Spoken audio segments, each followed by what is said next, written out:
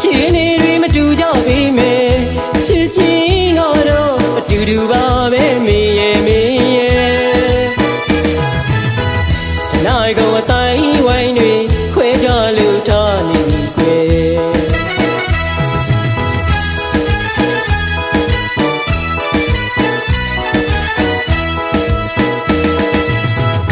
နေကိုချစ်တော့လေဆွေမျိုးတိုင်းဝိုင်းကုန်တနာကြောင့်တော့ခပ်ပြီးချင်းနေရှင်မချစ်လို့လေခွေခွေရမယ်အဖြစ်မျိုးလေးတော့မဖြစ်စေခြင်းနဲ့